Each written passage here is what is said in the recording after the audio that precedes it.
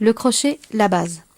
Tout d'abord, je tiens à vous préciser que moi je crochète avec le majeur et non avec l'index, comme beaucoup de femmes le font. Au moins je ne perds pas mon fil, je trouve que mon travail est plus facile à maintenir avec mon index et mon pouce, et ça fatigue moins le poignet. À vous de voir, je vous conseille d'essayer plusieurs méthodes, en tout cas pour aujourd'hui je vous montre la mienne. Je vous conseille dans un premier temps de choisir une laine claire et épaisse, entre 4 et 8 maximum, et bien évidemment un crochet adapté. Donc comment adapter son crochet à sa laine? C'est très simple. Quand vous achetez votre laine, il y a un petit papier autour. Vous choisissez, enfin vous regardez les petites aiguilles et il y a toujours un numéro. Ici c'est une laine qui se crochette entre 4 et 5. J'ai pris un crochet numéro 4. Pour aujourd'hui, ce sera parfait. Donc, il faut tout d'abord que je vous montre comment je place mon fil. Comme je vous l'ai dit, moi je crochète avec le majeur. Donc mon placement de fil est différent des crocheteuses habituelles. Donc, je mets mon fil à l'intérieur de ma paume, je referme avec mon pouce afin qu'il ne se sauve pas, je le passe autour de ma main, autour de mon index, autour de mon annulaire, et je le récupère avec mon majeur. Ce qui me permet d'avoir toujours un maintien sur mon fil, tandis que les crocheteuses à l'index, elles sont comme ça, elles maintiennent leur fil. Elles sont ici à crocheter avec leurs doigts. Moi, franchement, j'y arrive pas et je trouve que le fil s'en va. Donc, je vous montre le début. On va refaire un placement de main. On remet tout à plat.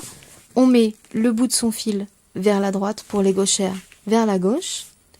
Et on va tout simplement faire un nœud autour de son crochet. C'est très simple. On va prendre le crochet par l'arrière. On va le passer par devant. On attrape son fil. On le passe par-dessus. C'est très simple. On va maintenir le petit fil qui pendouille, bien évidemment. On laisse de la marge pour faire ses coutures plus tard, si toutefois on en a besoin. On le maintient pour pas qu'il se sauve. Et ici, on recommence. On est prêt? À l'intérieur de la paume, on passe autour de l'index, de l'annulaire et du majeur. Ensuite, j'attrape mon travail, c'est pour ça que je travaille comme ça, c'est beaucoup plus simple. Ici, je vais attraper le nœud qui va prendre forme bientôt. Pour cela, je fais un jeté sur mon crochet, donc je vais attraper vers l'extérieur et je reviens vers l'intérieur. C'est très simple, le nœud est fait, mon travail commence. Hop, on serre bien évidemment son nœud près de son crochet, pas trop près, puisque sinon on ne peut plus coulisser le crochet, tout simplement. Il faut toujours garder du mou, ça sert à rien d'avoir un travail trop serré, après il va bouger et il va être serré de plus en plus, et votre ouvrage va être tout rêche. Donc il faut être assez souple dans ses mouvements. Donc on va faire une maille chaînette, qui est la base de tout travail au crochet. Il faut commencer par une chaînette. Donc on passe son crochet vers l'intérieur, on attrape, et comme pour le nœud, c'est le même principe, on passe à l'intérieur. Là, nous en avons 1, 2, 3, 4. Alors, j'ai mon doigt qui a glissé, donc là, je peux me permettre, ici, je maintiens toujours mon fil pour pas qu'il sauve, et je remonte mes petits doigts pour rattraper mon travail. 5, 6, 7, 8, 9, et 10. Donc là, ma chaînette de base est faite. On voit bien les 10 mailles. Maintenant, ce qu'il faut faire, c'est tourner. Parce que pour le moment, je vous montre les bases. Donc on va monter. On ne va pas s'étaler sur la longueur. Ça ne sert à rien. Donc pour tourner et faire la ligne du dessus, on va commencer par une maille serrée qui est la plus petite maille du crochet. Au crochet. Donc on fait une maille en l'air afin de pouvoir faire tourner son travail, tout simplement. Une maille en l'air, on vient, donc on ne la touche pas puisque ça sert à tourner, on vient piquer dans la maille suivante, donc 1, 2, on vient piquer dans le trou de la maille suivante,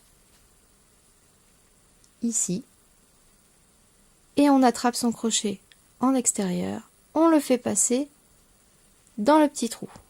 Vous vous retrouvez avec 2 petites mailles sur votre crochet.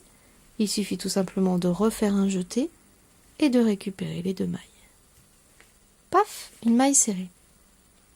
Du coup, ça fait un gros trou là, mais je vous rassure, en avançant, ça n'existera plus. On va aller, et justement c'est bien qu'il y ait un trou, puisqu'on voit bien où nous avons fait notre première maille serrée. Donc on va aller piquer la suivante, afin de ne pas faire dans la même maille, mais dans la maille suivante, on continue à avancer. On va piquer la maille suivante, on fait un jeté, on passe, on récupère les 2 boucles, et paf, on jette. 2, donc ici on continue, et de 3, ici, et de 4,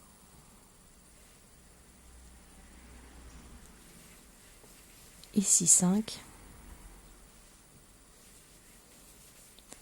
6,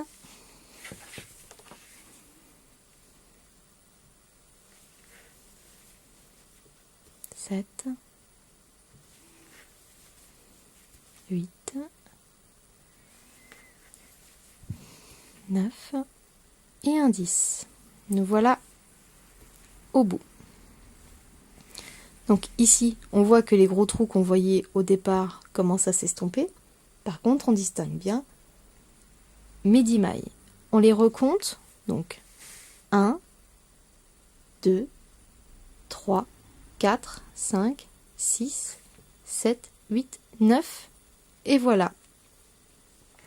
La petite 10e ici, et notre maille en l'air que nous avons utilisée pour tourner, qui se cache par là. Donc voilà. Ensuite, nous continuons notre travail. Hop. Nous allons tout simplement le retourner. Pour faire la ligne suivante, il faut qu'on reparte dans l'autre sens.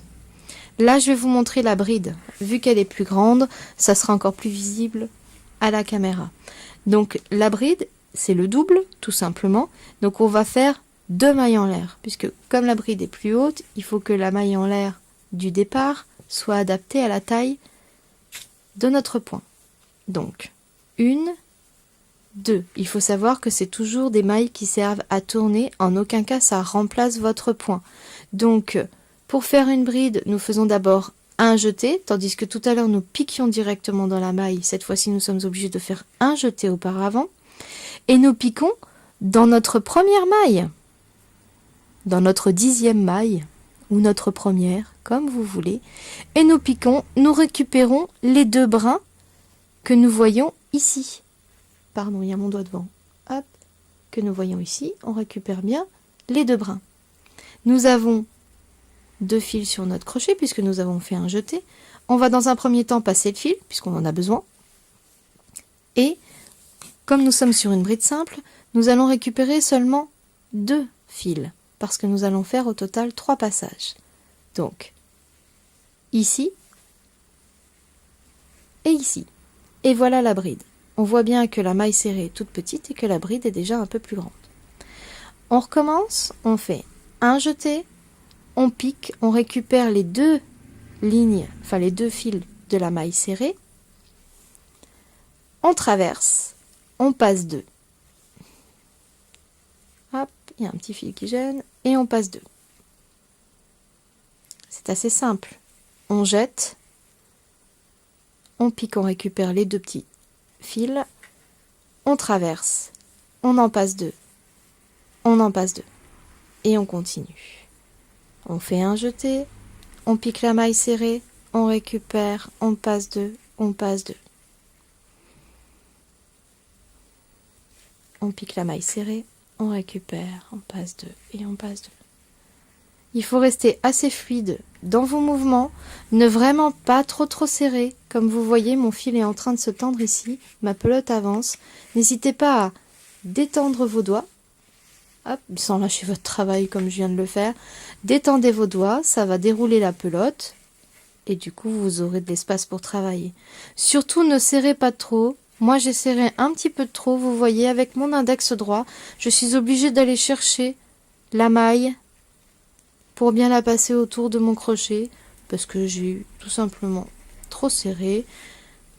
L'idéal, c'est de vraiment pas serrer parce que quand vous devez après repiquer dans votre ouvrage toute la journée pour aller rechercher vos mailles, si vous faites des châles ou des couvertures, à la fin de la journée, vous avez plus de poignée.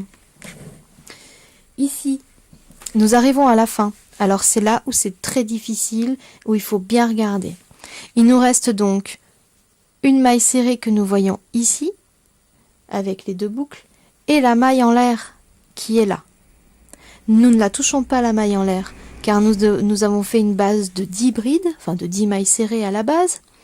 Donc il faut tout simplement les recompter pour être sûr. 1, 2, 3, 4, 5, 6, 7, 8, 9. Donc il faut bien se rendre compte que nous en avons ici 2, donc il y en a un en trop. La maille coulée que nous avons fait ici ne servait qu'à tourner et pas à faire l'ouvrage, enfin à continuer les points. Donc il faut bien qu'on reprenne les 2 brins de la maille serrée, on passe à l'intérieur et on termine notre bride. Et nous voilà avec un travail qui commence très droit et que nous pouvons monter encore très haut. Voilà. Pour un premier essai, je trouve que c'est déjà pas mal. Si vous arrivez à faire ça parfaitement, vous avez une très bonne base. On se reverra plus tard pour les autres points du crochet.